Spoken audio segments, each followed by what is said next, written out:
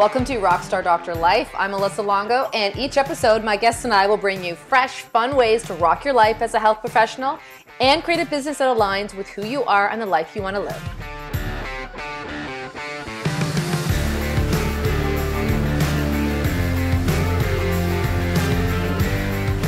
Hey everyone, welcome to another episode of Rockstar Doctor Life. Joining me for a dynamic conversation about all things Rockstar Doctor Life is a rockstar doctor and businesswoman, Dr. Nona Djavid.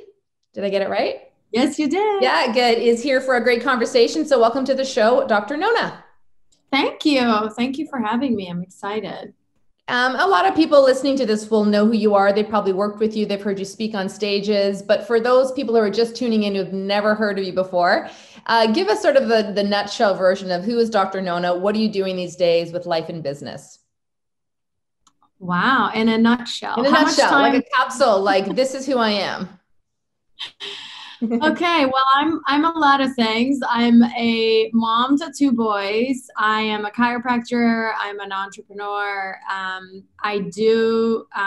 have a mastermind for chiropractors that's called Time Million Dollar cash-based practice, and it's basically helping chiropractors work less, make more, have more freedom. That's kind of my gig right now. I have multiple other businesses. I just love entrepreneurship. I'm in Southern California and I have a dog. And I think that pretty much sums it up. You did it. That was a pretty good capsule. Yeah. So what I'd love for listeners to know is, how did your whole journey start? So you are trained as a chiropractor. You had a practice at one point. So take us through that story for you. When you got into practice, what happened when you had your sons, and when did you transition into selling your practice and moving into full-time consulting? Okay. Yes. So if it's okay with you, I'll go back a little bit because it like sets the stage up for my chiropractic story. Because I really became a chiropractor. I don't have a miraculous chiropractic story. I broke my back, went to the chiropractor. There was a miracle there. And then I determined, I was 2 years old and I wanted to be a chiropractor. I don't have a story like that, but I do think that I was guided to be a chiropractor, to chiropractic in general, but in a roundabout way. Mm-hmm. I moved to the United States when I was 16 years old, and I didn't speak a word of English. And I was sort of thrown into high school. And on top of that, my parents, when we moved, they didn't have a lot of money. We grew up sort of middle class in Iran, but when you bring your entire life savings to the United States because of the currency and all of that, it's not a lot of money. So we had enough to live off of for a month, right? And so all of a sudden, we go from middle class to like absolute poverty, where we're crammed into a tiny little space and having to figure out if we could afford food or what kind of food we could afford. On top of that, the culture shock, the hormones of, being a teenager, and then, leaving your whole family and so there was a lot going on at 16 for me.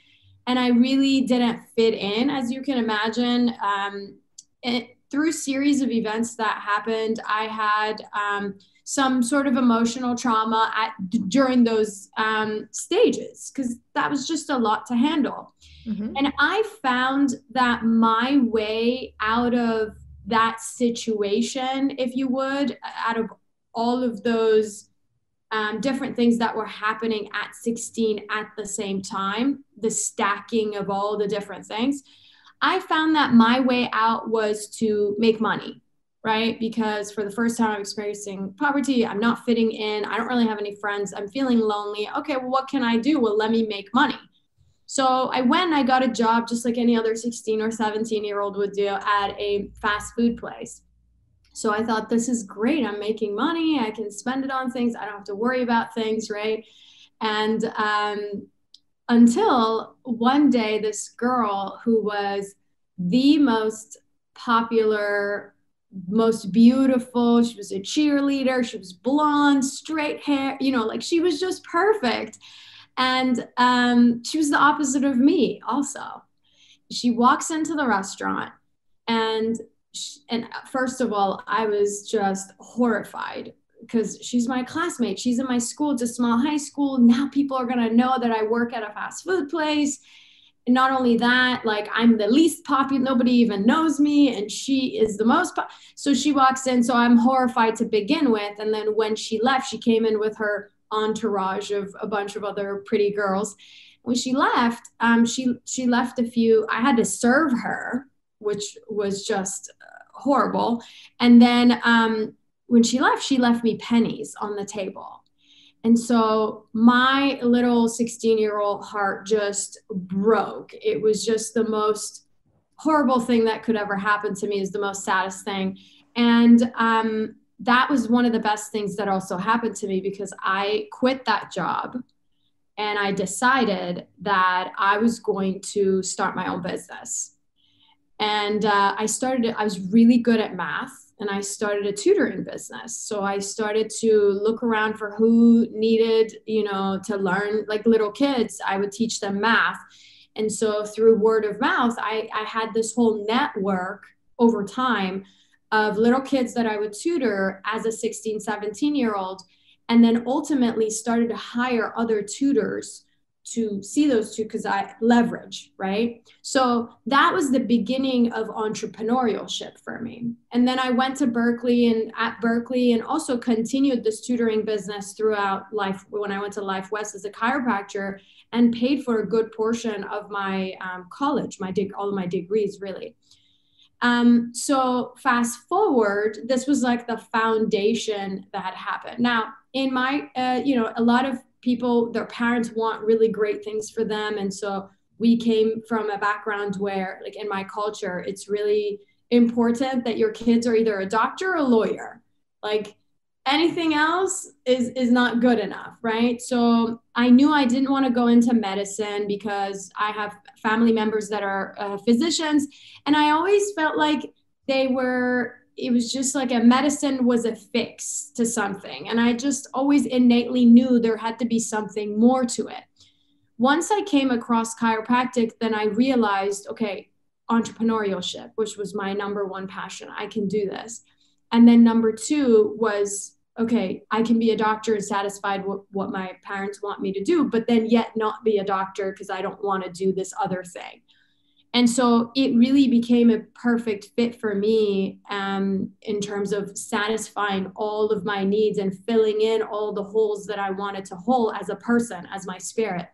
Mm-hmm. And I didn't realize how grand chiropractic was until I went to Life West, graduated, and then opened up a practice. Did you associate? Did you locum? Yeah. So the day I graduated, I became an associate, started as an associate on that Monday. So I started that, and I didn't last. I lasted probably 6 months. This was the perfect job, downtown San Francisco, really great doctor, really busy practice, but it just wasn't a good fit. So I almost quit chiropractic, and that's a whole nother story. But I decided to move out of Northern California, which is where Life West is, and move to Southern California for a fresh start. So I found a brand new clinic because I knew I wanted to start my own clinic. Found a brand new clinic that was kind of doing the style I wanted to do. I did CBP and I was really into that. So I started at the new clinic. I was getting paid minimum wage to just kind of do front desk stuff. But in my opinion, it was like a university. This is an investment. I'm learning.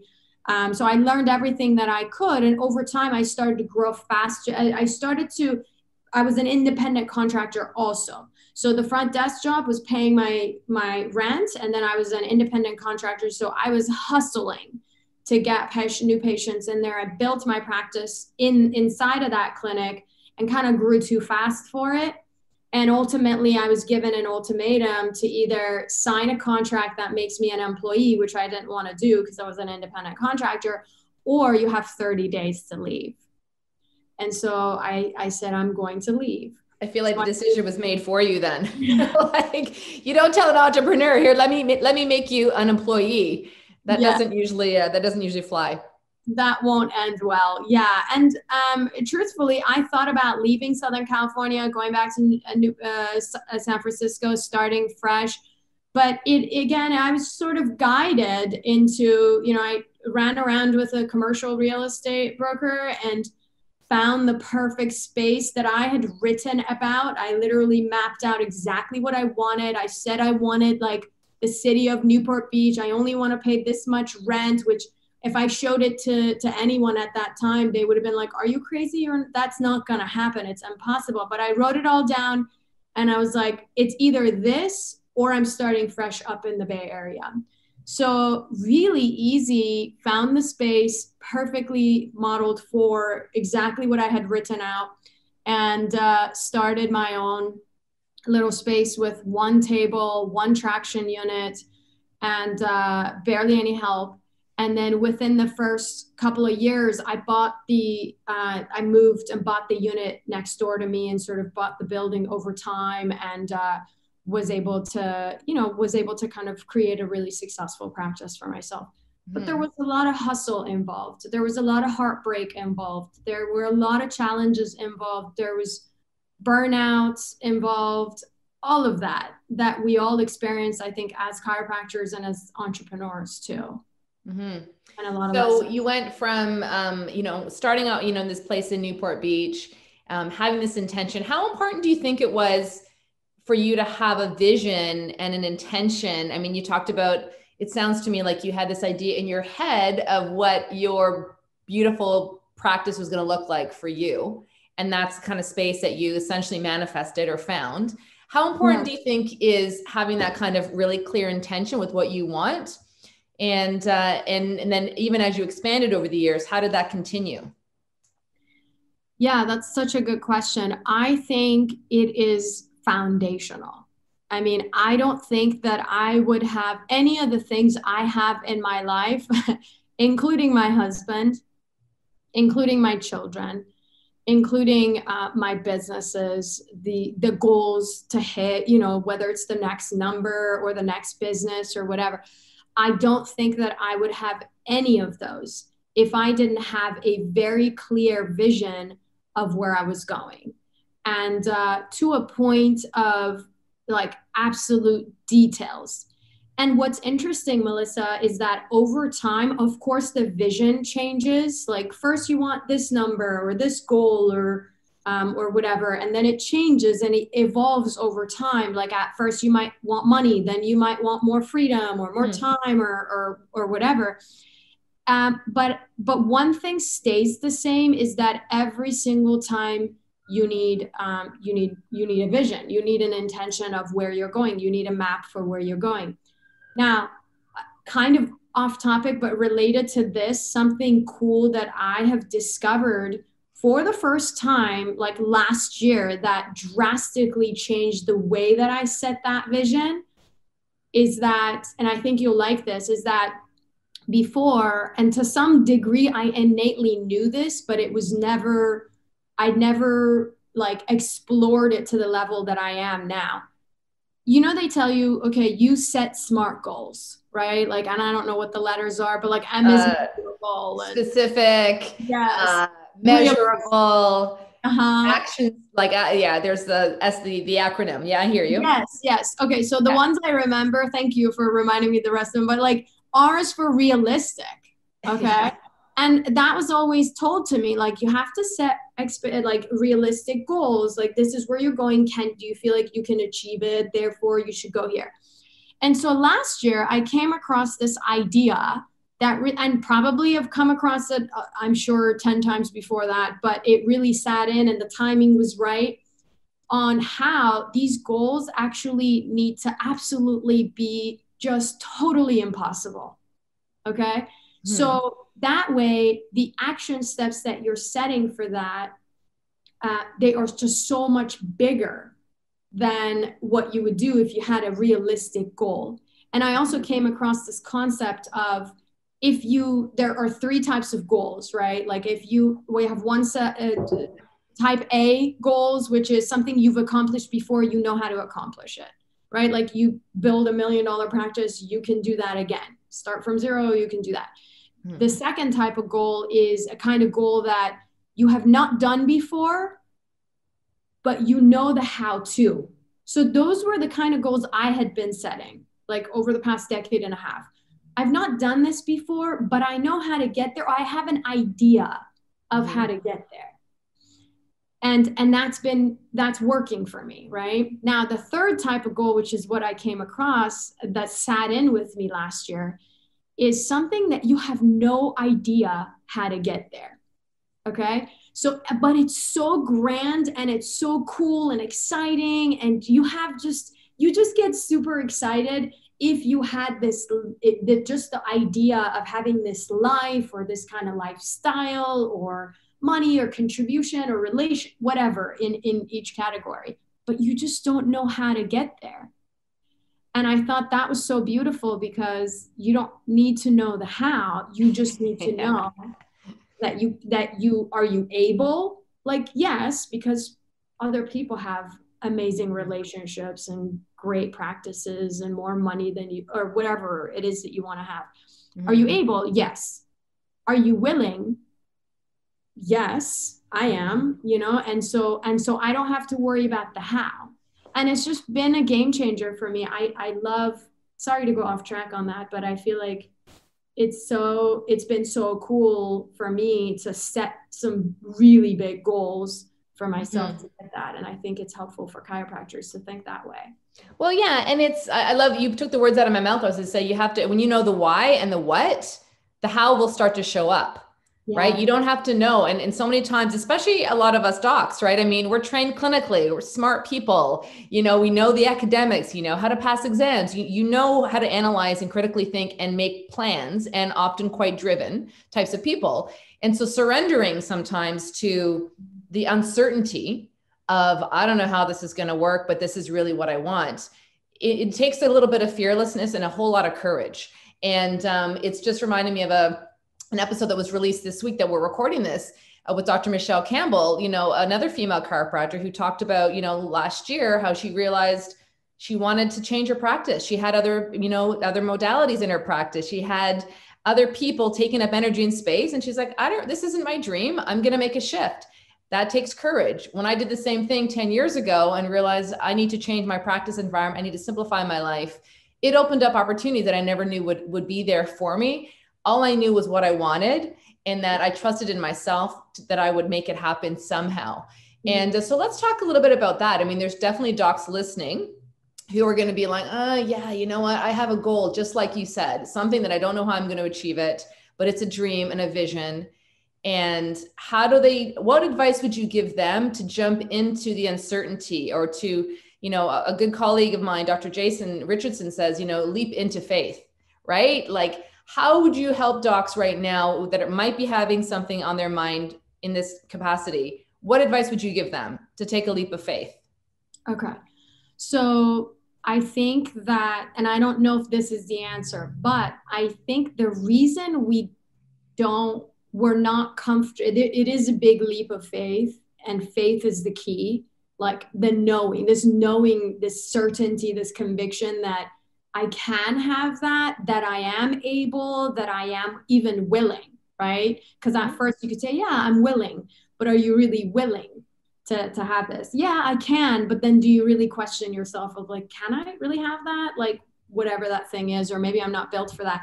And I think that the reason those things come up and you don't have 100, because if you had faith and if you had the conviction that I can have this, you can have it, you will have it, this conversation does not apply, right? But the reason this conversation comes up and the reason we don't have this big goal is because of the things that come up when you start to think that way. So why are these things coming up? Why do we question the faith or the ability or the willingness or any of those things, the doubts that are coming up? All of this has to do with past thoughts and behaviors and patterns of thought that we have had. Mm-hmm. So in my opinion, and I don't know if this is the answer because this is fresh for me, like just for full transparency, last year started to do this.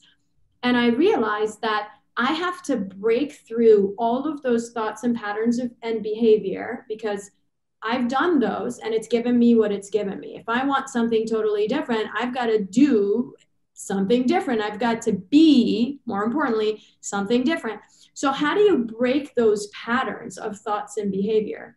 And I think, from a psychological perspective, well, trauma breaks patterns like that. Like if you have death in your family, big divorce, something major that happens, a health scare, you've seen people change and make major shifts outside of their old pattern. Well, we don't want trauma to happen. We don't want to wait for trauma or make trauma happen.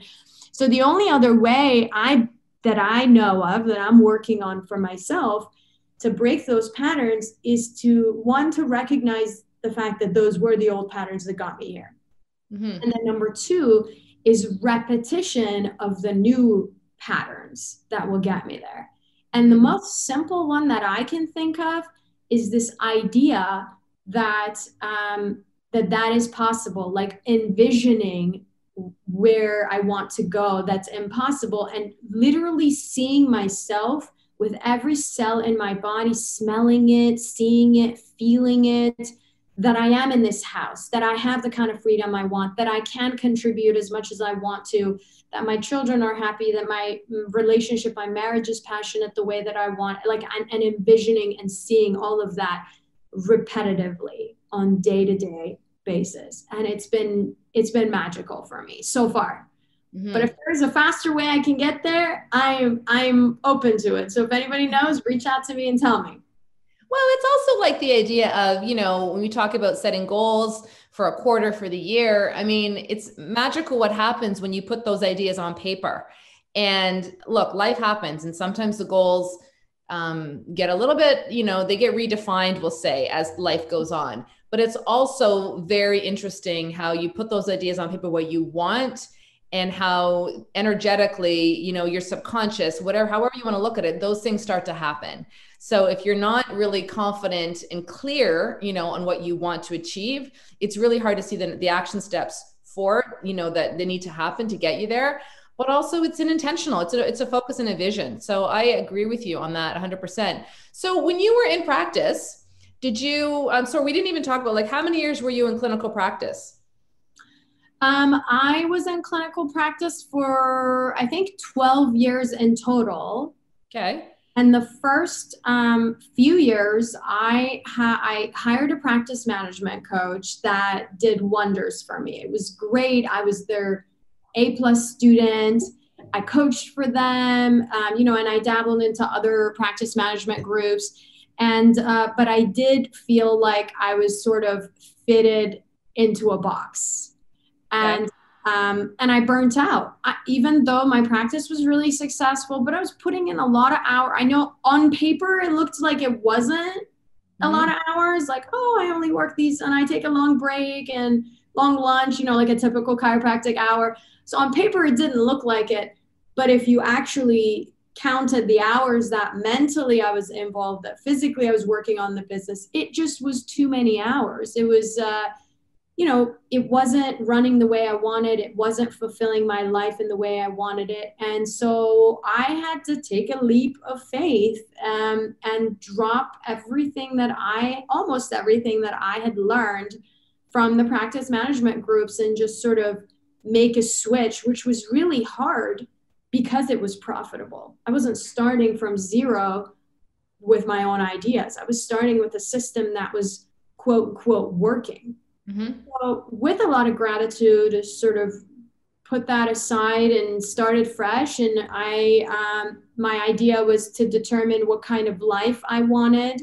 And I think this is something that probably a lot of men also go through, but I've seen a lot of female doctors go through this, where you get to a certain point and you're like, I want to either simplify, not necessarily like I want to run a Mickey Mouse operation. I'm kind of sick of, not in that vibe, but more like I want profitable, but I also want a life like what you've experienced. I want a different model. This is no longer fitting into me. And I think a lot of the things that are being taught, at least in my experience, were very masculine, very like go, go, go. And it's all great, but it doesn't fit everybody. Can't fit everybody into a box. And so I had to drop everything. I started from the back end of like, this is what I want to create. I want to have children. I want to have time. I want to go on vacation with my husband and come back and have my office run itself, right? Mm-hmm. And so it seemed totally impossible with the models I had seen. So I really worked backwards, created the life, and then put in the systems in place that allowed me ultimately to create an actual part-time $1 million practice. And I also dropped insurance in that process too. Mm-hmm. So once you shifted your practice, but now you transitioned out of practice and you're just consulting and coaching full time. How does someone else run your practice right now? Or did you sell it, tidy it up, put that away? Yeah, I sold, and I knew I wanted to do consulting probably about maybe year 5 to 7, because I already had chiropractors coming to me like, I want to watch your workshop. How are you doing? You're female, part-time, you're making, your cash. Like, how do you go cash? How do you work this little? So male and female chiropractors would come to me and I would give them my time. And so ultimately I knew that this was the direction it was going to go. So I sold my practice eventually and transitioned into full-time consulting. And I am loving it.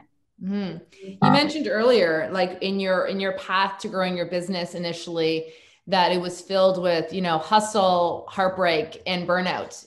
Can you talk about the heartbreak part and the burnout piece a little bit here? Because clearly the hustle, I mean, that's a word that people either love or hate.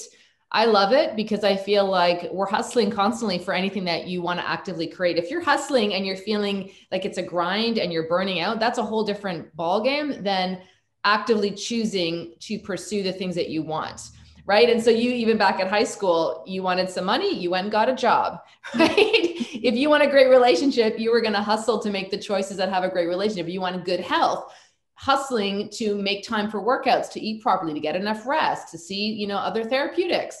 That has to happen. So for me, we're always, if you're really clear on what you want and you're taking active steps to make it happen consistently, that's hustle. And that's a beautiful thing. Mm-hmm. But then there's also the detrimental side that people will push themselves. And even as you mentioned earlier, push themselves to a model of success that maybe doesn't fit them anymore. And I'm just curious for you, if that's where the heartbreak and the burnout sort of came to a head.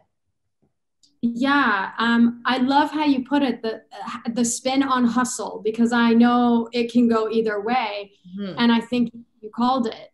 And I agree with you. You can have purposeful hustle, right? Like you said, every day you wake up and you know where you're going, and that's your hustle for that day or for that week. Heartbreak and burnout. I mean, I think if I were to separate the two, when I burnt out, there was heartbreak for sure, because this is something I've done. It's been successful.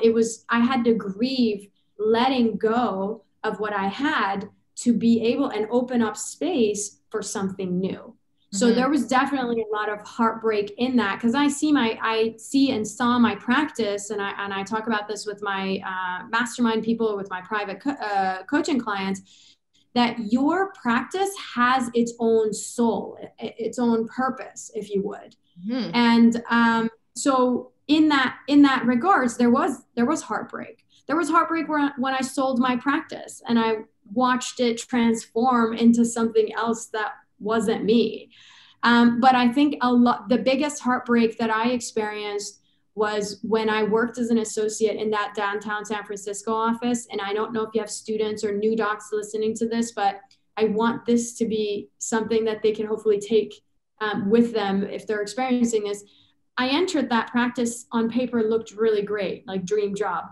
However, it was so insurance driven. It was so money driven. It was so like, how much did we make and how much can we milk out of insurance or milk out of patients, that the major heartbreak was then when I was almost on the break, on the sort of borderline of maybe I get out of chiropractic. This is not what I got into chiropractic for. I wanted to help people. Mm-hmm. But then over time, which is part of why, sometimes like you have a bad breakup and you're like, I'm just moving out of this town. I mean, you did that I don't know you, but like generally you do that in your 20s. And I was in my Yeah. 20s when this happened. Yeah. So like, this is bad. I'm moving away. And that was part of me completely dissociating, because if I didn't do that, I would if I didn't find something better, I would have tapped out of chiropractic. And that would have been the biggest heartbreak of all, because I love chiropractic. Mm-hmm. Yeah, it's the ongoing, like, you know, you said earlier, like evolving, right? Like we're constantly evolving as people and evolving with our practices. And I agree with you, like our practices are living entities of their own, you know, they have to have their own vibe, their own culture, their own brand, and we fit into them. We create them, obviously, but the gifts that our practices give us back are tremendous, you know, especially when you're as passionate about health and healing as we are. So, you know, what keeps you inspired right now? You're not in clinical practice, working with lots of people. What are some of the ways that you continue to find inspiration? I have to say, I run a mastermind for chiropractors called Time Million Dollar Mastermind. And every Tuesday we meet and we talk about the topic inside of like how to run your clinic, communication, ROF, financial, but also marketing stuff, social media, all that stuff. Most inspiring day of my week is probably after that meeting, because I am surrounded by this community of chiropractors that I have come to know to begin with. Most of these docs started with me during the pandemic. So we kind of all went through a really rough time together and came out of the other side of it. And they've stayed with me. Some newer doctors that continually joining month after month. And so that's my most inspiring day that I pull for, that I fill up my cup, if you would, for the rest of the week, because I'm surrounded by these chiropractors that are so heart driven. They are success driven, like they want more for themselves, for their families. But they're also, they also want more freedom, which I love. Those are my people. My people are people who I want to make money, but I also want to live a successful life. I don't just want a successful practice. I pull inspiration from that. Yeah, I feel the same. And I think when you're in the position, when you work with others and you coach and mentor other docs, it's so fulfilling. I feel the same way, you know, listeners, if you're not familiar, like in addition to my own private coaching, I work as a coach in Dr. Ed Osborne's programs for online entrepreneurs with Dr. Jason Richardson. And I'm telling you, every time we have our group calls or, you know, when we have our live events, I am just as fired up and inspired, even though I'm one of the teachers and I'm one of the coaches and mentors in the program. What I observe in the energy and the intention, and like you said, the heart that these doctors have to impact humanity in a bigger way in their offices and outside their offices. I mean, it fuels my passion and makes me want to be better at what I do as well. So it's kind of the same as in our practices, right? When you see people transform in their clinical health, in their results they get with you, it inspires you. And if you're not in that space right now, you're always inspired by helping other people, I think. You know, when you're truly in line with your calling to do so. So if I were to ask, you know, Dr. Nona now, how do you define success? I'd love to hear what your answer is, but I would also like to hear what your answer might have been 5 years ago. Okay, that's good. 5 years ago, I would have said success was in terms of numbers in my clinic. Mm-hmm. Now I look at financial gain and career success. It would have been financial. It would have been career. Like 5 years ago, launching my mastermind. You know, in the future, like seeing it 5 years from now, I'll have a mastermind, or however many years that would have been. It would have been financial and career related. Now I look at success as, it's funny. One area I feel I struggle with success, that's my main focus at this moment, is actually being present with my children. So I work usually coaching calls and mastermind stuff in the mornings, and then I take off the afternoon. So right this second, success to me would be like, I literally not look at my phone, but like have it not be in the room at all. Don't ever look at from like a certain time in the afternoon once my kids are home, and being just super present with my kids. Mm-hmm. I have the ability to do so. I have half days. I don't work Thursday afternoon or Friday, or on the weekends, obviously. But the intention, more like internally having that ability to do so. Mm-hmm. So you define success as how you're showing up as a mother as well. Thank you. Yes, that's exactly it. Yeah. And it is true what you said earlier. There has definitely been a shift, at least my observation has been that there's a shift in defining success from all material gains to human gains, right? And how a lot of people have either had a lot of material success and realize that their health is not great, their relationships aren't what they want them to be. And that's not fulfilling life. You can have all those things. And maybe for some docs, if those are their values and that's what matters to them, they're totally fulfilled and happy. They don't care about their health or their relationships. But I've not met a single person who would say that. I meet a lot of people and coach them who want it all. And they're just not sure what that all is supposed to look like for them because they've been so conditioned to live with someone else's life. Right. And so the heart of the show is really understanding like, look, you can create your own rockstar doctor life. Whatever Dr. Nona's version of success and happiness is going to be, well, chiropractic or professional practice or working with others or doing research or writing, like you can do whatever you want within our profession as long as it resonates with who you are and what you want. And that's to me the heart of creating your own version of success and your own version of being a rock star. Because rock stars have to hustle and they have to put themselves out there and share their gifts and their talents and deal with criticism and deal with, challenges the same way as the rest of us. But at the end of the day, they get to go out and do what they love. And that's certainly the goal with people sharing their stories on this show. So thank you for sharing your story and the heart of what you're doing. And what's the best way for listeners to catch up with you and find out more about your programs?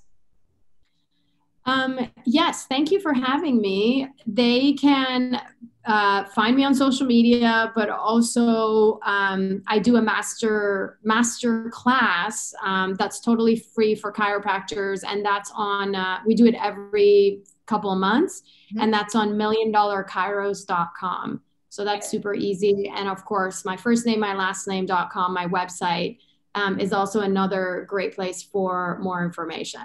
Yeah, and be sure to check out the show notes, listeners, because all those links to connect further with Dr. Nona are there. I want to thank you for your time today. Busy businesswoman, busy mom, and I appreciate the conversation, and I know many others will as well. So thank you. Awesome. Thank you for having me. I hope you enjoyed today's show. Find out more about today's guests and everything else that we talked about in the show notes. You can also find all this content and so much more, including videos, blog posts, and how you can work with me on the Rockstar Doctor Life website. If you haven't yet reviewed the show, we'd love it if you headed on over to iTunes, subscribe, and leave us a review about what your thoughts are about future episodes for the show and what you like best. Feel free to connect with me on Instagram at Melissa Longo DC and of course on Facebook. Thanks again for listening. We'll see you next time.